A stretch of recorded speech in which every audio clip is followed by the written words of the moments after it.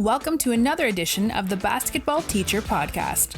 Our mission is to bring you discussions on a wide array of topics in the coaching world to grow players on and off the court. You can connect with us on YouTube, Facebook, and Twitter, and also reach us directly through email at basketballteacherpodcast@gmail.com. Now, here's your host, Coach Mike Hernandez.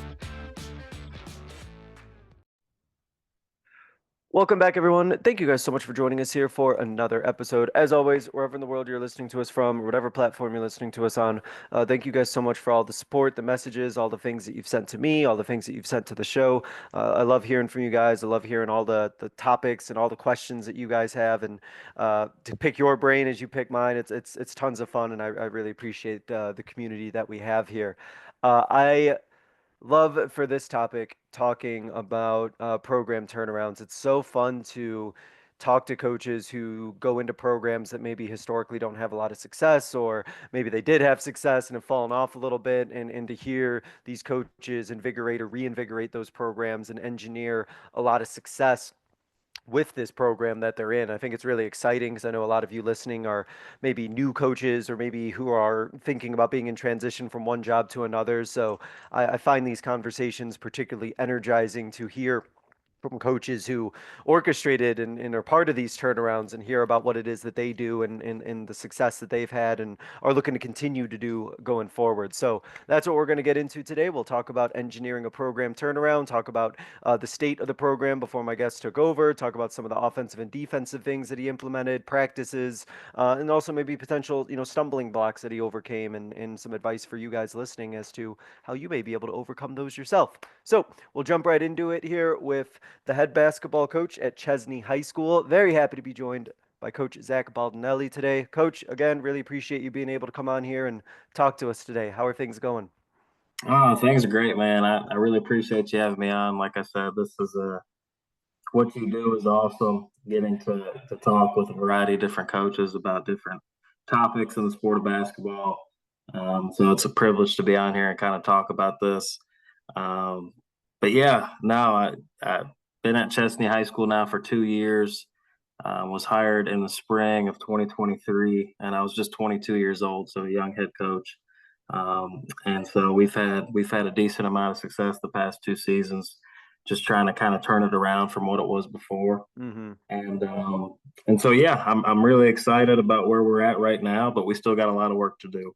So Awesome, Coach. Let's start here from the beginning, Coach, with you and your basketball journey and your coaching journey. Talk about where the game of basketball has taken you, and ultimately what were the steps that led you to Chesney. yeah, so Chesney is located in Spartanburg, South Carolina. It's a smaller school, two A school. I played around here at a high school in the same district. So I played at Boiling Springs High School. A lot of people are familiar with like Dorman High School, which is in the area, or where Zion Williamson played, Spartanburg Day School. We're in that proximity. And so I played at Boiling Springs High School, which is in the same district as Chesney High School. Grew up in Spartanburg. From there, I was fortunate after playing in high school to go play at Limestone University in nearby Gaffney. So I played there throughout college. But all throughout that time I was coaching. Thinking back, I can remember as far back as being 13, 14 years old, coaching kids camps. I started coaching AAU basketball when I was still playing high school basketball. We have a league that we would play in. It's called a fall league, and I would coach the JV guys in the fall league and then go play with the varsity guys. And so as far back as I can remember, I've been coaching. I did that all throughout college. I continued to help in the summer times. And so oddly enough, just based on, I guess, my presence in basketball in Spartanburg County, some of the relationships I have with some people in the area, while I was still in college, I started interviewing for head coaching jobs. Probably interviewed for 3 of them. I'd go to class, and then I was leaving class and heading to a job interview for a head coaching job, which was kind of crazy. But one of those positions was an assistant coaching position at my old high school. And at that point, or I'm sorry, it was the head coaching position at my old high school. And at that point, there was a new principal, a new athletic director, all new people. But I was still called in for the interview for the head coaching job. by Principal McQuigg, and obviously at that time I was 20. I just turned 21. Uh, and 21 years old interviewing for a big 5A job is kind of crazy. But I didn't get the job, but Mr. McQuigg, he gave me an opportunity to come back as a teacher, and then to coach with Craig Martin, the guy that they hired at Boiling Springs, and I was there with him as his assistant head coach for one season. We kind of turned around Boiling Springs. It was kind of in a bad state, and we turned it around quick. I was there for one season, and the head coaching job opened up at Chesney High School at the age of 22. And Chesney High School ended up hiring me. And so that's kind of led me to where I am at. So let's start, Coach, with the fact that you are a young coach and you were hired at such a young age to lead a program, and obviously at the high school level, the age difference and the age discrepancy between you and your players is not significantly large. So I'm really curious about how you went about establishing kind of that respect and control of a program and being seen as a leader right away. What were kind of the steps that you took in order to make sure that you were, respected by not just your players, but obviously the community and other stakeholders? Yeah, no, I was fortunate. I was fortunate because I think just because of one, what I did as a player, I had a pretty solid playing career. I think that's one. Two, some of the people who were references to me, my high school coach is one of the state's greatest coaches. Will be a Hall of Famer in the state, and I think my relationship with him helped, um, and his reference to me, and but again, just sticking to my guns. I mean, we have our standards, and we have how we're going to do things, and not folding. A lot of times, as a young coach, I think young coaches want to be friends with their players, which, Hmm. don't get me wrong, I have great relationships with all my players, but you can't be friends with them. You have to uphold your standards. If a certain individual is not gonna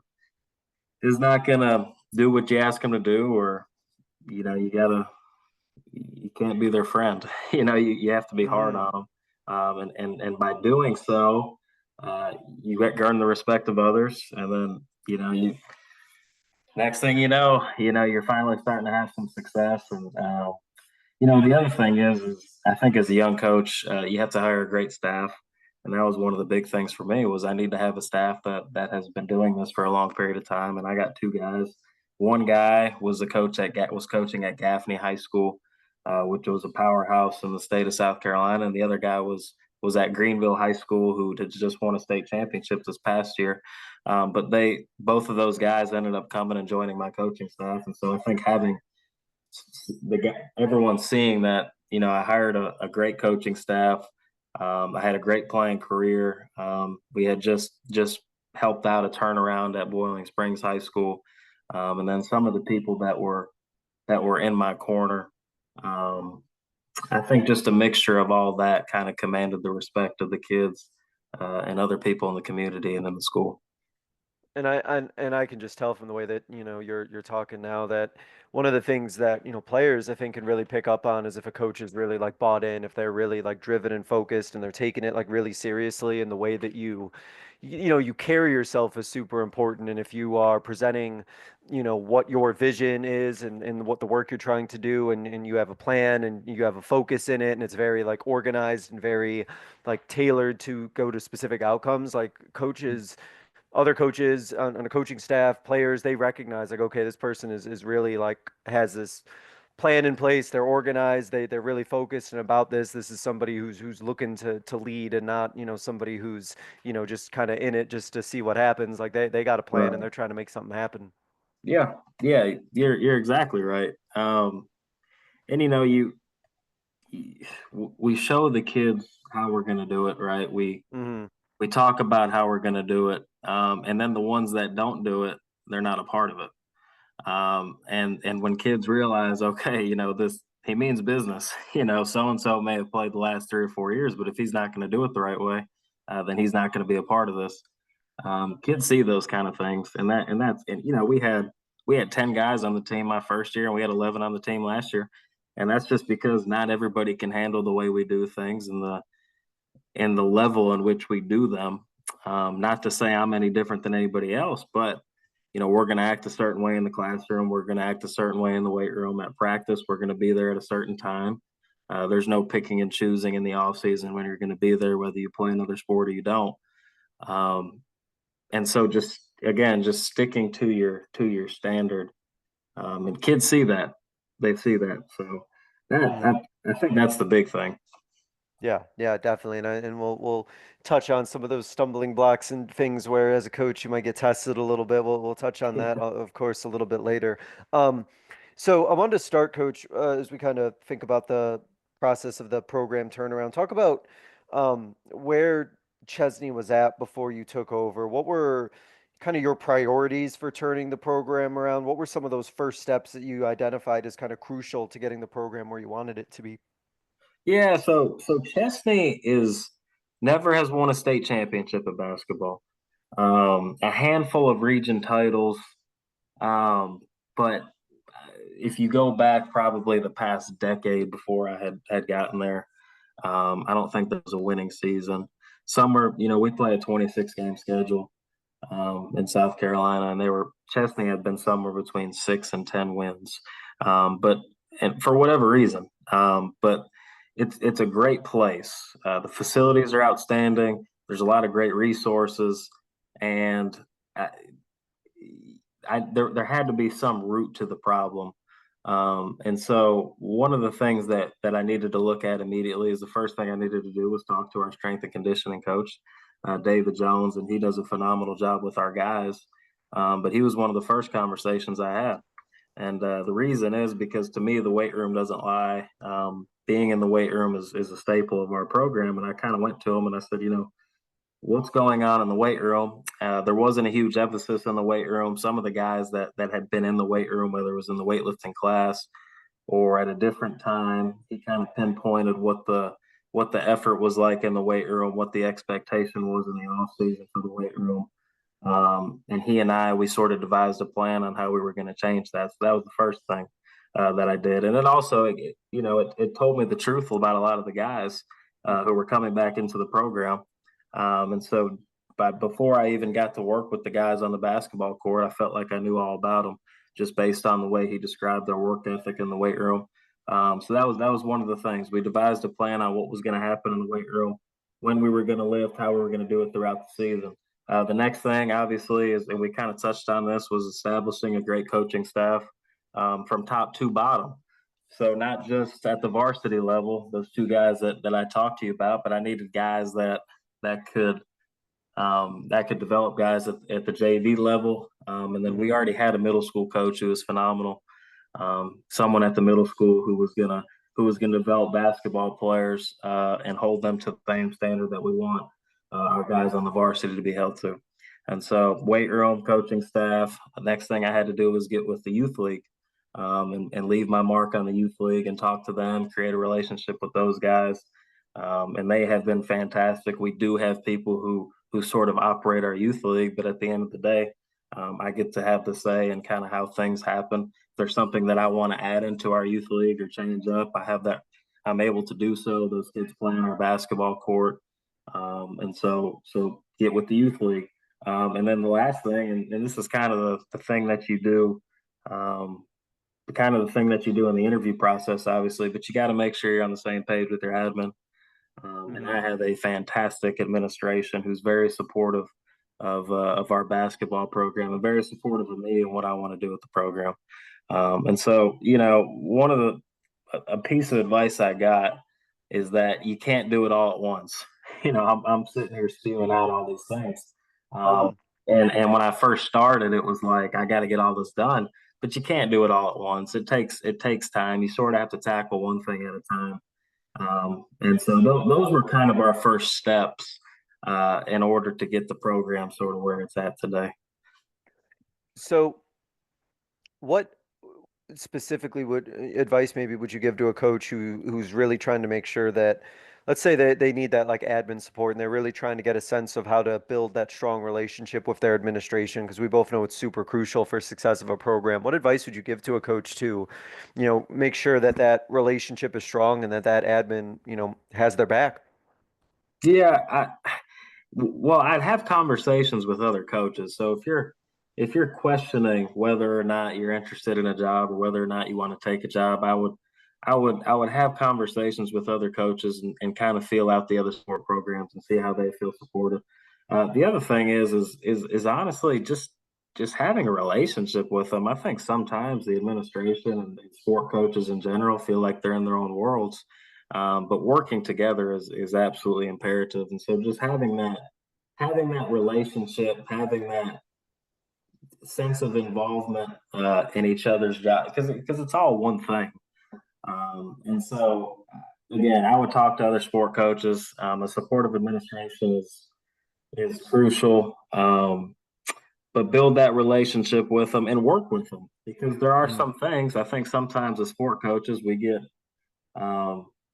yeah, we got to have this, we got to have that. But, in the eyes of administration and stuff like that, there are different obstacles that they have to go through in order to make those things happen.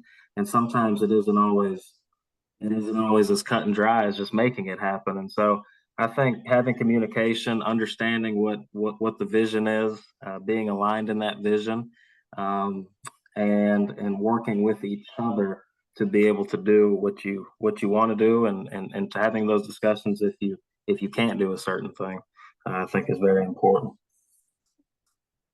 Coach, as you then started to think about as the next steps of putting in an offense and putting in a defense, what was your kind of process for what offense and defense and play style do you want to put in? Was it a process where you had something in mind and you were able to get your guys into it? Was it something where, you kind of saw where your guys were at and what their, strengths were, and you built something around that? What went into designing that offense and defense and the play style you had? Yeah, going into it, I think everyone has something in mind. And what was in mind for me is we want to play extremely fast, and that hasn't changed. I wanted to speed the tempo up. Offensively, we want to get a ton of baskets in transition.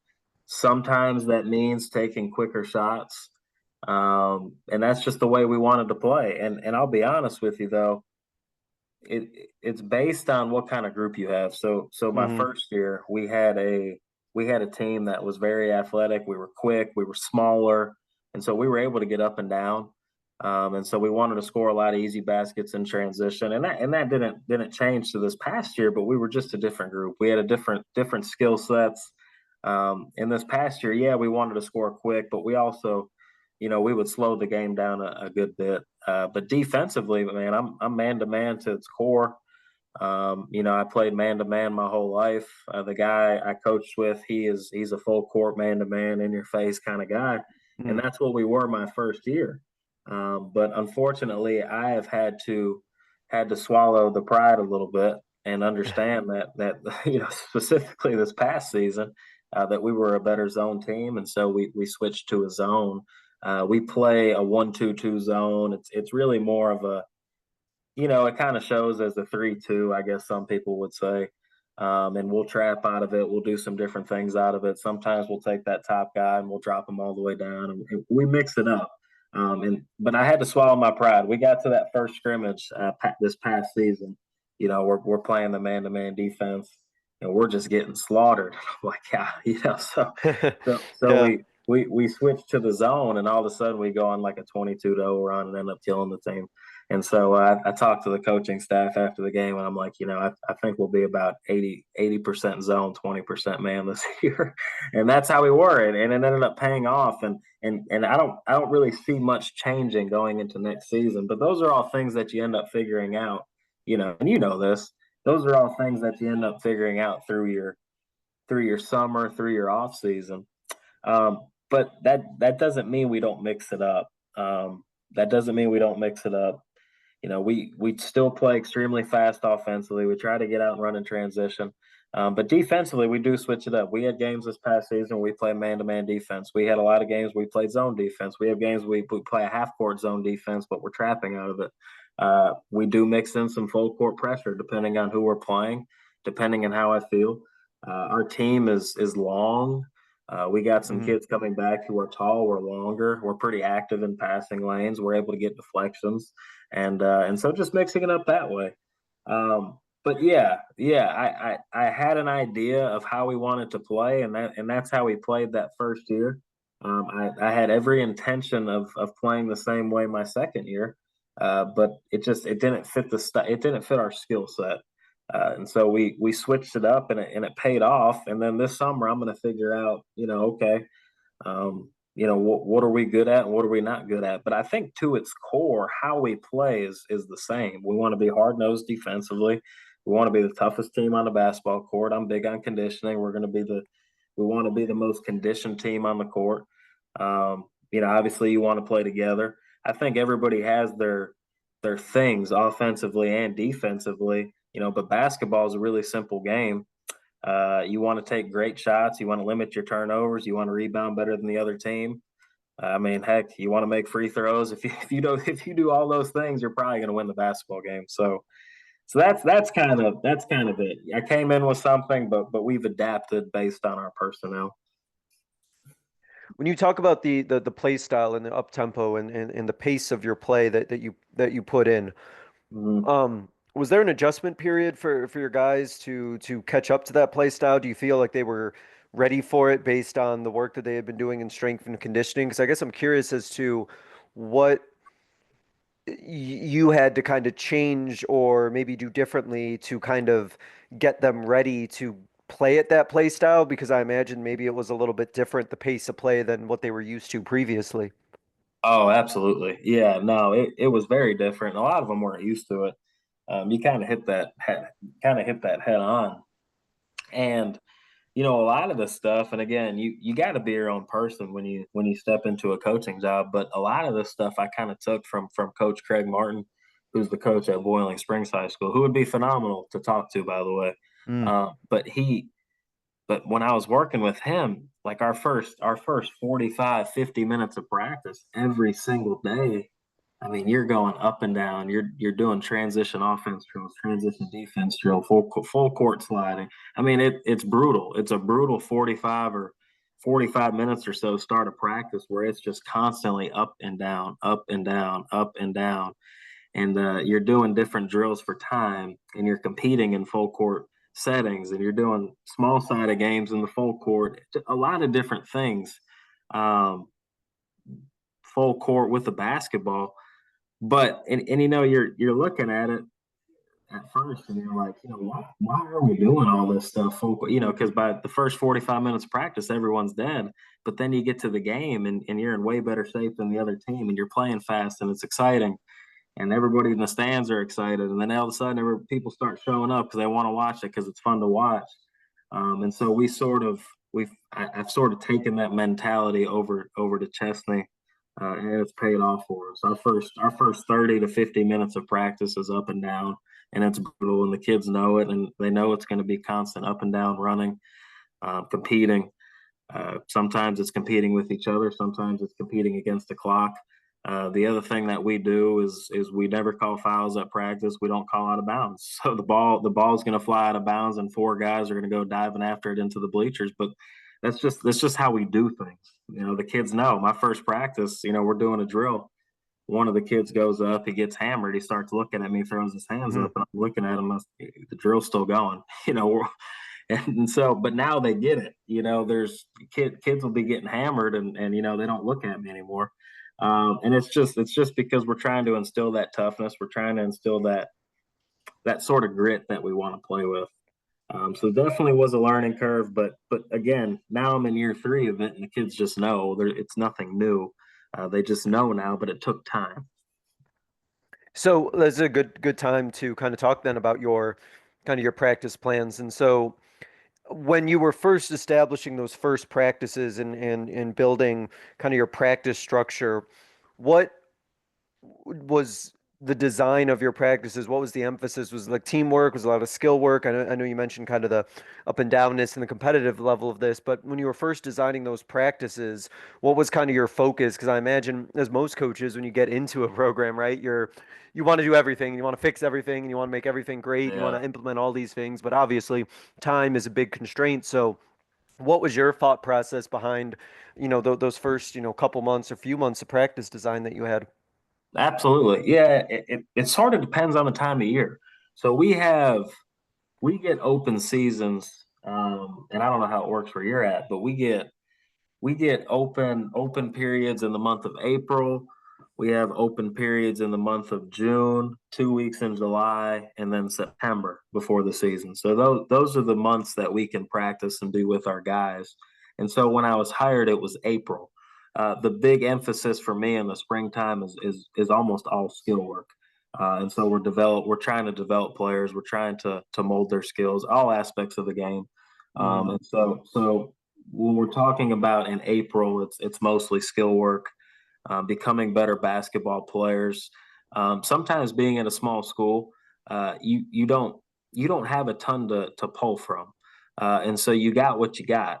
And if you don't have a ton of overly athletic, overly skilled, if you're going to have a lot of multi-sport guys, you have to develop players. And so in April, our practices are tailored towards becoming better players. We're getting a lot of reps. We're shooting the ball a lot of ball handling, passing, working on our defensive stuff. We're doing all those things. Then when we get to June, June is like a typical practice.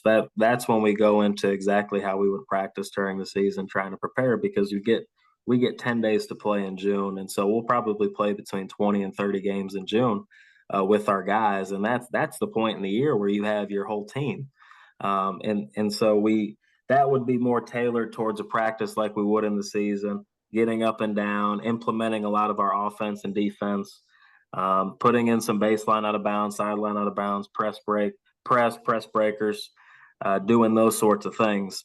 And then when we get to September, it's a little mixture of both. We'll have days where we try to tailor it more towards just the skill development, and then we'll have days where we'll actually go a full out practice, and then that'll lead us into the season. And so a lot of it just depends on the time of the year. But one thing that I noticed, and this is something that has changed for me, is we like to at least get, I would say, 15 to 25, 30 minutes of skill work every single day. And okay. a lot of times what we'll do is we'll break them down into positions. I'll have a coach who's working with the guards. I'll have a coach who's working with the bigs. A lot of something you would see at your typical basketball practice. Some people call it post perimeter. Some people will switch up their point guards from their shooting guards or from their forwards and bigs. But we do bigs and guards, and we split them every single day. And it's 15 to 25 minutes per day of just breaking down their skills, with the coach, and so it's individual work, and that has paid off for us big time. It's paid off for us big time. And so that's kind of how we structure things from the spring to the summer, into the fall, leading into the season. As your emphasis on skill work, does that change depending on the group that you have and the players and the skill set that you have? Or are there general, skills that you're working on with all your guys kind of year to year? No, I would say a mixture of both. Hmm. I'd say a mixture of both. I mean, the game has changed a lot. And so, I mean, Yeah. even our posts, quote unquote, we want them being able to handle the basketball. We want them to be able to shoot the basketball, because the game has changed so much. And and vice versa. We want our guards to be good around the paint. We want them to be tough in the paint. We want them to be able to post up a smaller guard if they got a mismatch and be able to make a move.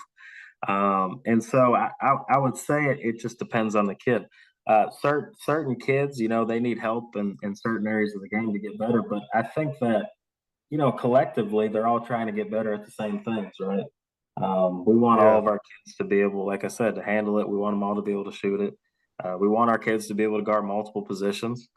And so I would say that throughout the year we're all working on similar things. Now, if a kid is really struggling at one thing, we may move him off to the side, or we may have him come in early or stay late, We get some individual work with a coach, or we do something with them after. But yeah, we break it down by position. But ultimately, we got our kids working on every aspect of the game because we want them to be complete players, and we want them to be able to do multiple things on the court and be good at it. So I would say that we're pretty diverse in what we do with all of our kids. I was gonna say, just thinking about your practice plan, coach, this must be real high pace, real intense practices, Yeah. considering the level of competitiveness and the things that you're doing competition wise and the skill work. That there must be no wasted motion or anything in your practices. You're putting a lot and getting a lot in. Yeah, there's not much. Like I said, the first 30 to 45 minutes is up and down with the basketball transition offense, transition defense drills. We go, we'll do your typical 3-on-2, 2-on-1 stuff, and we'll get up and down for about 30 to 45 minutes. After that, we'll usually go into some sort of shooting, or that might be when we break down post and perimeter. And we do some individual skill work. After that, we'll probably go into some shell defense sort of stuff, break down some half court defensive drills. Um, we may do a half court offensive segment. And then, it'll vary from day to day. But yeah, I mean, we pack it in, and you're right. There isn't much downtime or wasted time at practice, but that's the way we want it to be. Because, again, this, but you want to make the practices harder than they are in the games, Yep. and you want what you're doing at practice to translate to the games. So, so yeah, that's kind of what we wanted to establish. Now, I will say this, and this is something that I think I've gotten much better at, and I think paid off for us. Is we do so much in the off season, and basketball has become a year-round thing now where kids are doing it just constantly. Even if they're playing another sport, they're still playing basketball. And you know how the grind of the season is. And I'm the kind of guy where we're going to play a full schedule, and a lot of times that means playing 3 games in a week. And so our kids, they get beaten down, they get tired. And so once we start playing games, we do scale back a good bit. Our 2 hour practice will scale back to 90 minutes by the time Christmas comes. Actually, really, after we play our first game, we won't practice more than 90 minutes most days. By the time Christmas rolls around or after Christmas, we've even shortened it this past year to 60 to 75 minutes. But we do continue lifting all throughout the season. We'll lift three days a week at least in the season. A lot of it's just maintenance lift, just to prevent injury and keep us mobile, and keep us feeling fresh. But I've done a good job at scaling back as we get into the heart of the season, and I think that's really important. I think it paid off for us big time. Yeah, you really have to get that sense, and I completely agree of knowing, especially physically, where your guys or girls are at. If you have those situations, right, where you're having 2 games a week, 3 games a week, guys and girls are physically beat up and they're tired, and they might not need the full grind of a practice or be able to handle the full grind of a practice. And I think players are also really responsive when they know that a coach is paying attention to those sort of things and adjusting their practices accordingly. They really appreciate and respect that a lot. Yeah, yeah, no doubt, no doubt. And sometimes, and again, I'm bad at this, but I've gotten way better. Sometimes just giving them a day is best. Sometimes, It's hard, sometimes, right? It's hard. yeah, it's hard. It's hard. I mean, it kills me. I mean, I want to be in there 7 days a week, no matter what. Yep. But and this is rare for me too, because the high school coach I played for, we were practicing every Sunday from 2 to 4. Um, Hmm. the coach Oh that I yeah. worked, obviously throughout college, we practiced. We got one day off a week, so we were practicing on a weekend. Um, and the coach I worked for at Boiling Springs, we were always in the gym in the weekends. On Saturday, we'd practice Saturday morning, and then Sunday there'd be open gym.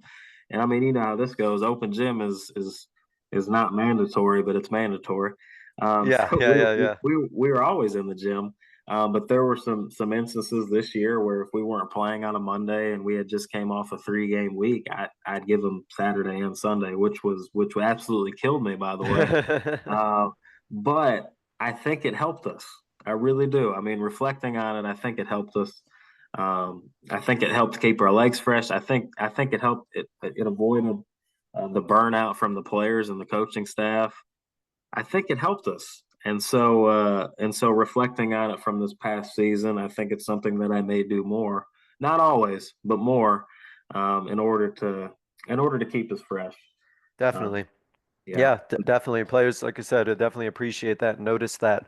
I wanted to ask Coach about, especially as thinking about the success and what went into the turnaround that you had this past year. At what point did you feel like your guys like really started to kind of click and get it and kind of understood what it took to close out and win games? Were there moments or things that you kind of realized or saw or noticed that kind of made you think, okay, they're getting it, we're putting things together and starting to really like see that success on the scoreboard?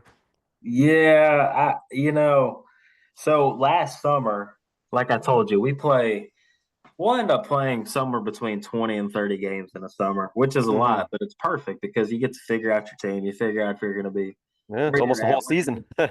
yeah, exactly. Yeah. What you need to work on, what you need to get better at. And I remember we played last summer, that first week. So we get the whole month of June. So it was like that first weekend in June, we went to team camp. And I remember leaving team camp, and the coaching staff and I were looking at each other, and we're kind of scratching our heads like, man, we might be pretty bad, just because we hadn't quite figured it out yet. Um, but by the end of June, we were looking at each other thinking, we could be pretty good. And so I think just playing with each other throughout the month of June and figuring out roles and accepting roles and playing. And I will say this: we had a very unselfish team. By the time we got to the season, I wasn't quite sure. I didn't know if we were going to have the team that we had at the start of the summer or the team that we had at the end of the summer. Yeah. But so we started off the year 6-0, and we were winning by a large margin. When I really figured out about our team is we had a game where I believe we were down 10 going into the fourth quarter. Um, and a lot of most teams will quit. They get down 10, 15 points heading into the Mhm. fourth quarter. That's a big hole to try to dig out of, especially with no shot clock. And our kids, they grinded it out. They grinded it out. They played unselfish. They played for each other. All of a sudden, we're in overtime. We win by a point in overtime and stay undefeated. And I think that was the point in time where we were looking at each other and thinking that we had a special group. I think what makes the best teams that I've been on, and again, I'm saying this like I've been doing this for 40 years, but so far, the best teams that I've coached, they love each other off the court, and on the court. But this team this past year was special because we weren't overly talented, but you could never find one of them without finding five or six more of them. Yeah, They're glued all to each other. Yeah. glued to each other. Just they loved being around each other. We loved being around them as coaches, and I think that they enjoyed being around us we had a lot of fun. It was one of those teams that even if we hadn't have won 21 games, been a top five team in the state, knocked off the number one team in the state, if it wasn't that kind of year, we still would have had a great time doing it just because that was the sort of team we had. But that was the moment that really stood out to me. And we won out of all of our games that were within just a handful of points of each other. I think we only lost one or two of them this season. So we were pulling out close wins, whereas my first year we were losing close. We would lose close. I think Yeah. we Yeah. Yeah. 14, Yeah. yeah, I think we went 14-12 my first year, and 6 or 7 of those losses were by a point or 2 points or 3 points. Whereas this year, those 1, 2, 3 point games were wins. And so that was promising to see. Did you feel like you and your coaching staff had to do anything to build sort of that camaraderie and that, selflessness and playing for each other? Was this just something that this group had? Because when you have that, like you mentioned, it is really special when guys are that willing to be great teammates. Did you have to do anything to continue to like build that or foster that, or is that something that your guys just kind of naturally had? Well, I would say that we tried. I mean, we emphasize one of the big things we emphasize in the summertime. And one of the big things that we constantly talked about was giving up good for great, playing for the guy beside you, accepting your role, taking great shots. Heck, I even before the season started, I even showed him a video of just how the Spurs used to play, and just how well they moved the basketball. They weren't doing really anything on the court except playing for each other and giving up good for great. We emphasize, a lot of times guys now they shoot a lot of one pass threes. We emphasize taking paint touch threes. Just all those little things we tried to emphasize from the start of the summer all the way through our off season into the season.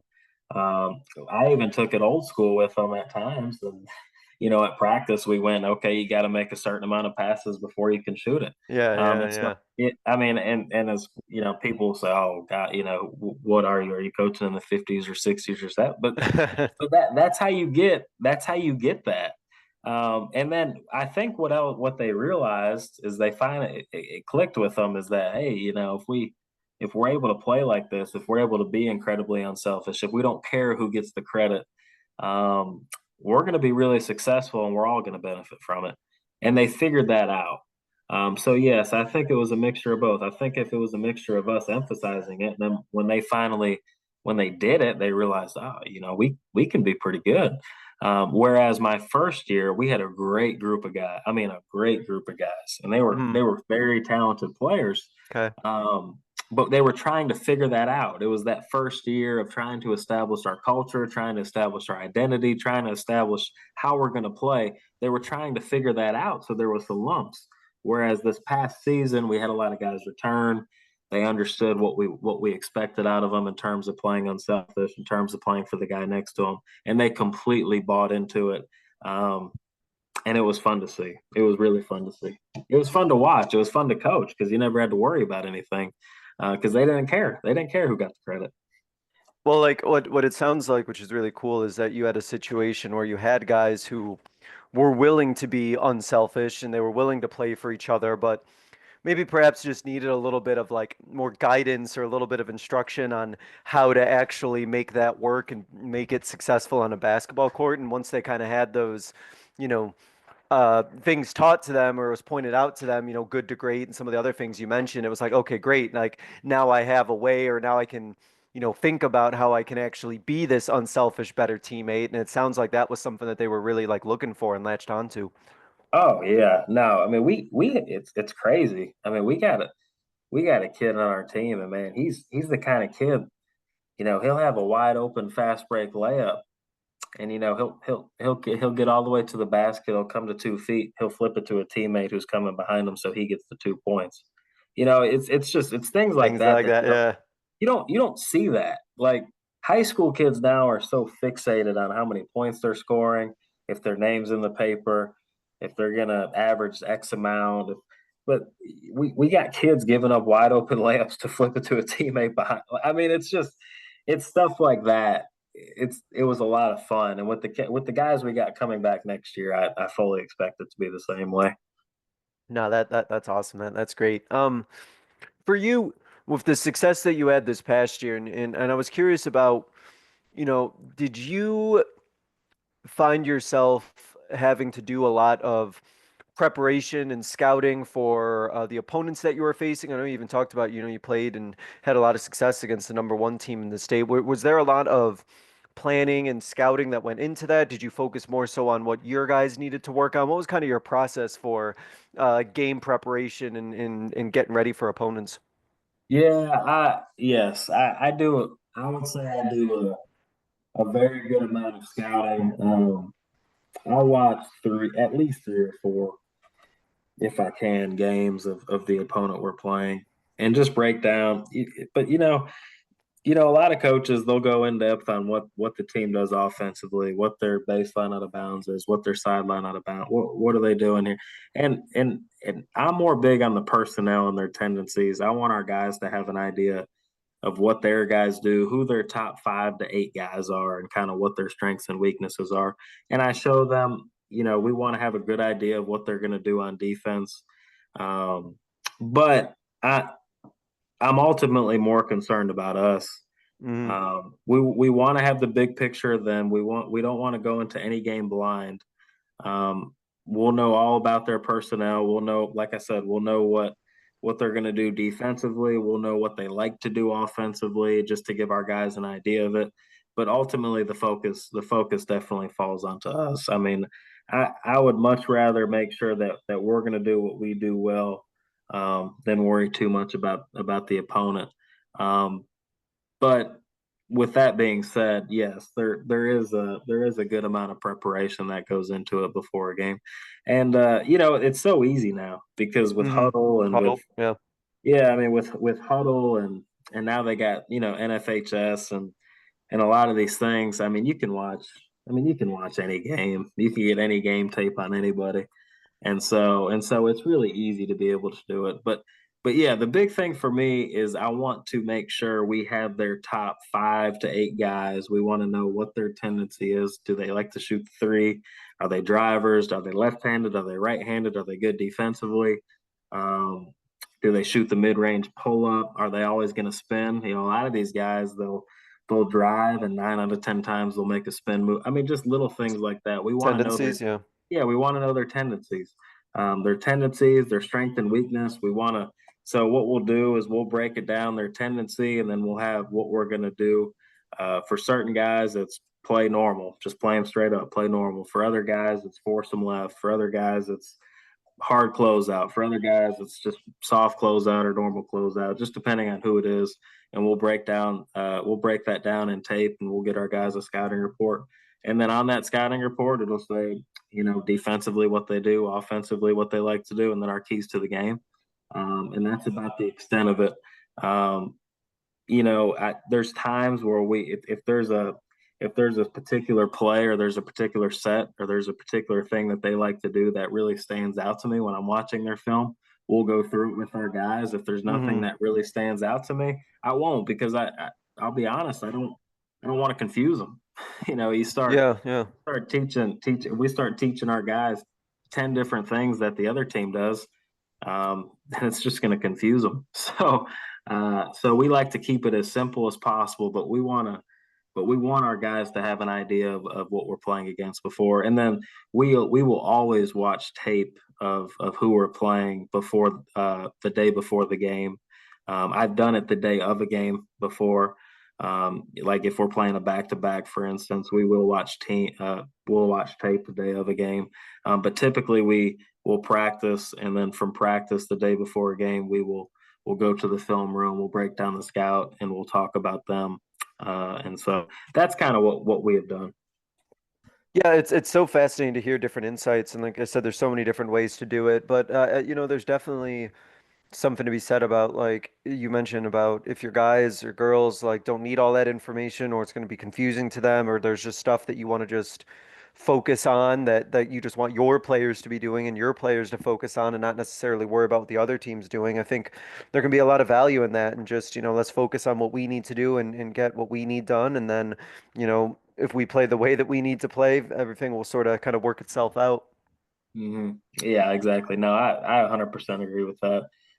In order for us to be the best version of ourselves, we need to focus on ourselves more. So hmm yeah. Talk about coach what were some of the stumbling blocks? What were some of the hurdles that you faced, along the way when getting this turnaround going and getting things off the ground? Were there certain challenges that really kind of stuck out with you that you had to kind of face head on? And if so, how did you overcome those?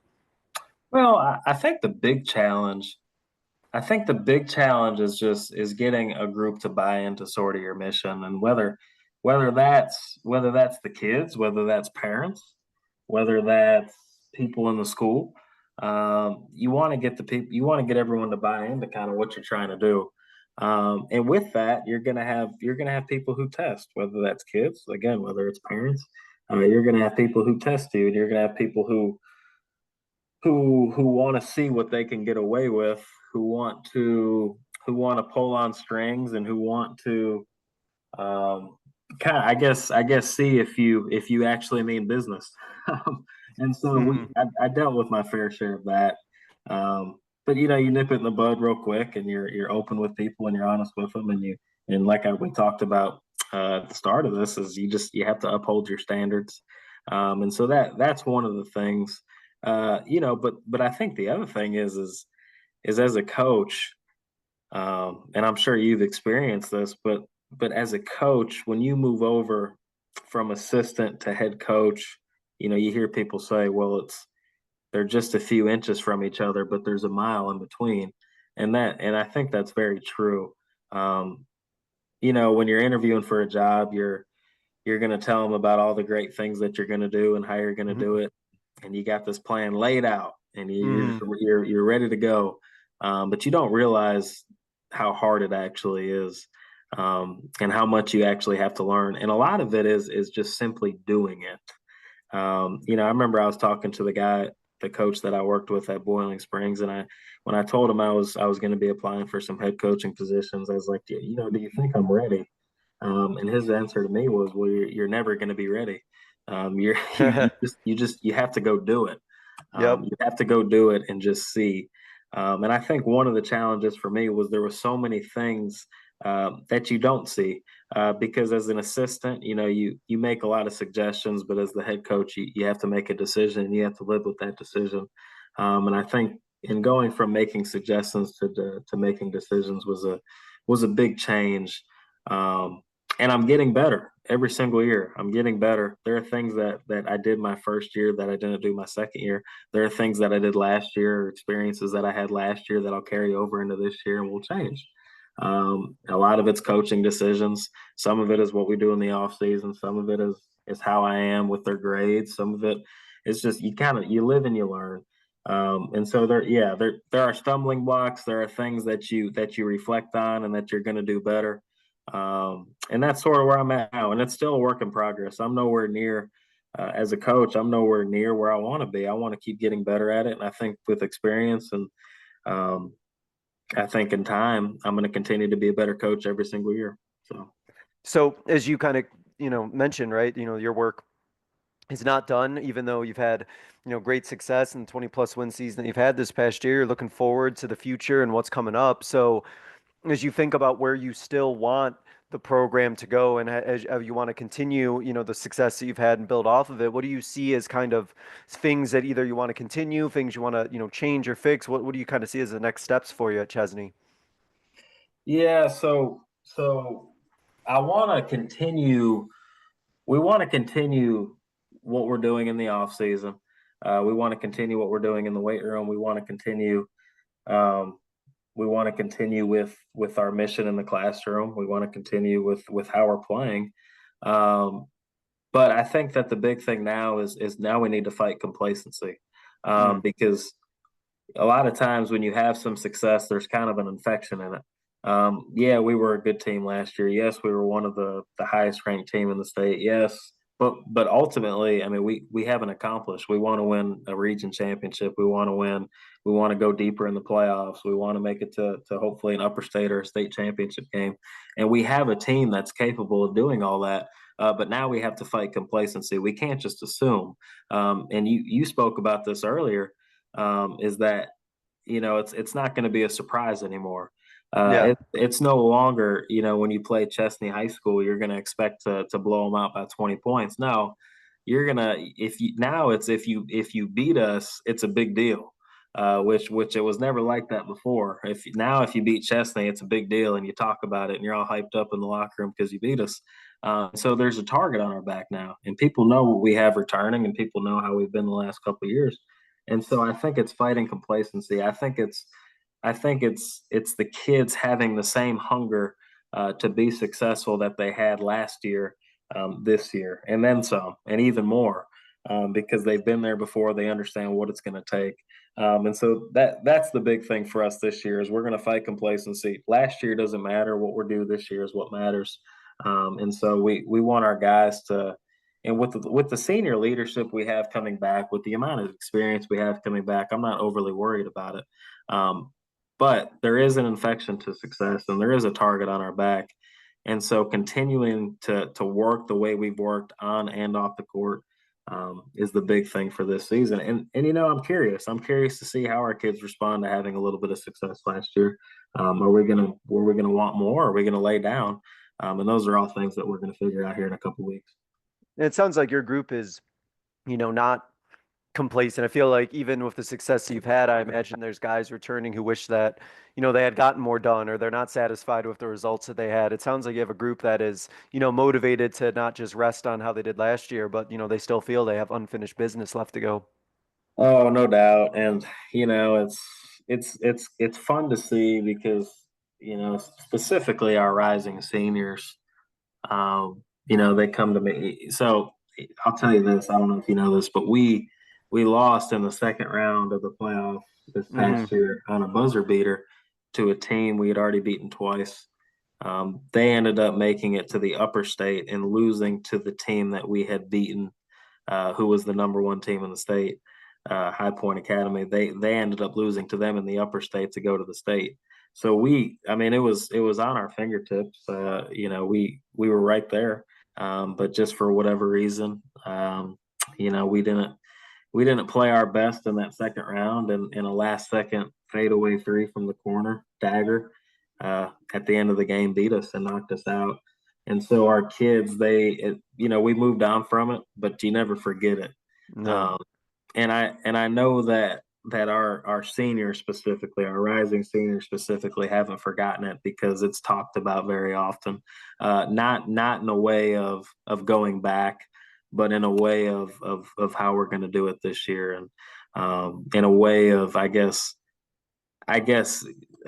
overcoming that this season, and I guess getting some vengeance. I don't know what the word would be, but we have not forgotten about it. Let's just say that. And Hmm. so there's expectations placed on us this season. We were a team last year that could have very well made it all the way to the state championship, but we let a poor game from us in that second round lead to a loss. So Yeah.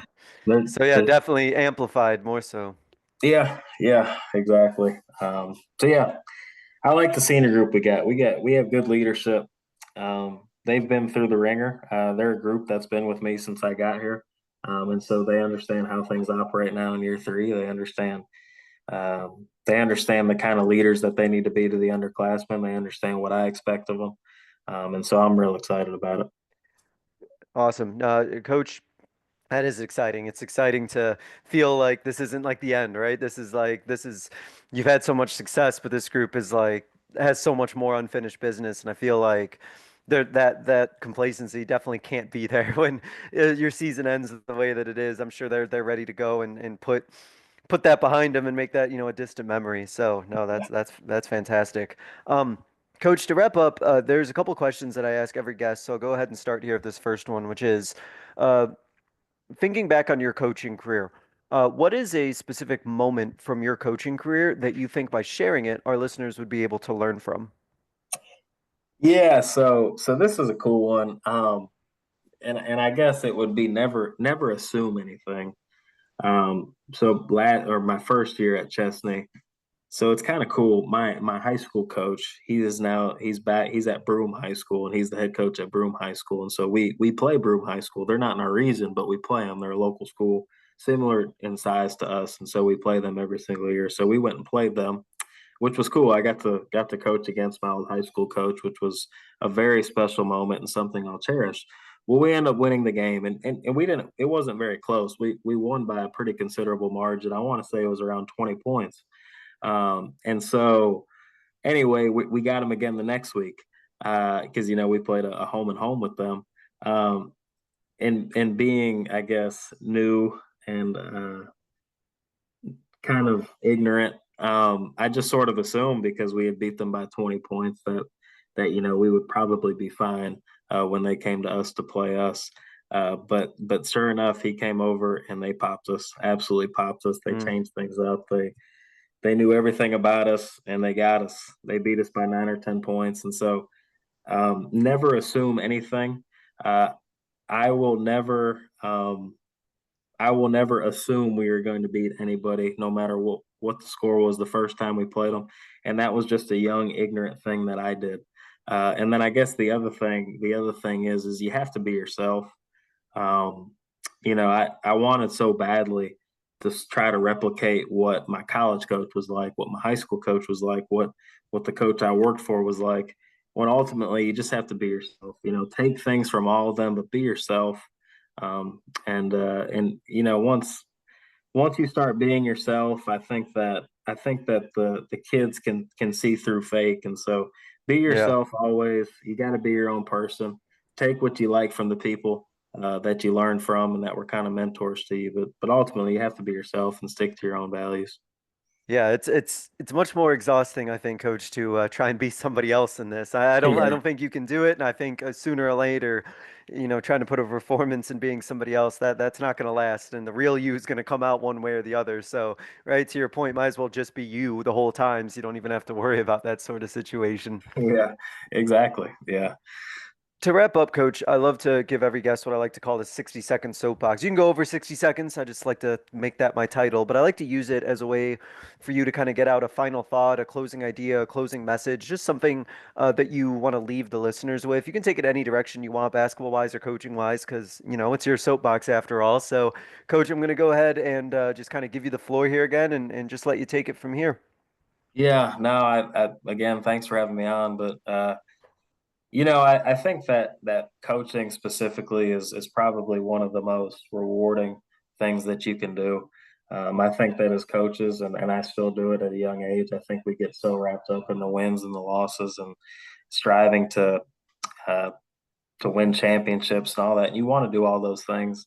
But ultimately, if you're not building relationships with the kids, if you're not holding kids accountable to being great in the classroom, showing up and being in school, being good members in the community, representing your school in a positive light, then you're failing. No matter how many games you've won, no matter how many state championships you've won, if it isn't about the kids and molding young men and women into good people, um, and teaching them that there's a lot more than the game of basketball. Use basketball as a tool, but you want to help them as they grow into adulthood.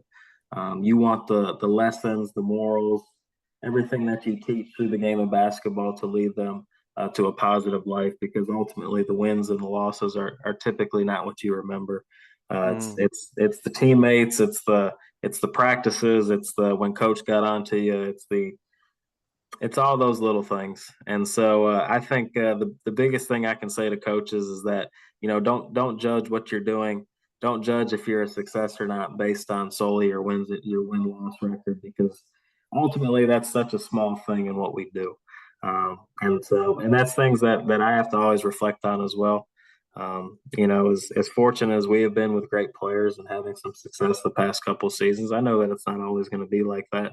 But I'm never going to judge whether or not a season was a success based on our win loss record. It's about the lives impacted, and if these kids are coming back and talking to me in 10, 15, 20 years, then I know that Hmm. something was done right. So I guess that would be my soapbox. Love it. No, I know for sure.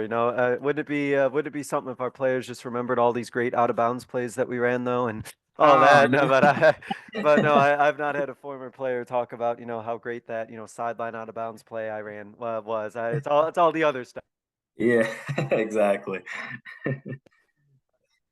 Coach, again, thank you so much for coming on here and talking and talking about your program turnaround and talking about the great things that are happening at Chesney. It's really, really exciting, really invigorating to kind of hear how, you kind of jumped in and the guys bought in and all the success that you've had and all the success I know that you continue to hope to have and are building for as this next season comes up. So, Coach Baldinelli, again, thank you so much for coming on here. Best of luck as you continue to build things out at Chesney and I know great things are going to be happening this coming year. So thank you again so much. Really do appreciate it.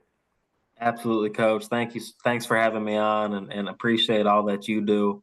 And again, just an honor to have on. And anytime we can talk basketball, I'm very open to it. So I appreciate it. Awesome. Thank you guys so much for listening. This was another edition of the Basketball Teacher Podcast, and we will see you guys next. Thank you for listening to another edition of the Basketball Teacher Podcast. Make sure to connect with us on YouTube, Facebook, and Twitter, or reach us directly through email at basketballteacherpodcast@gmail.com. Take care, be safe, and we'll see you next time.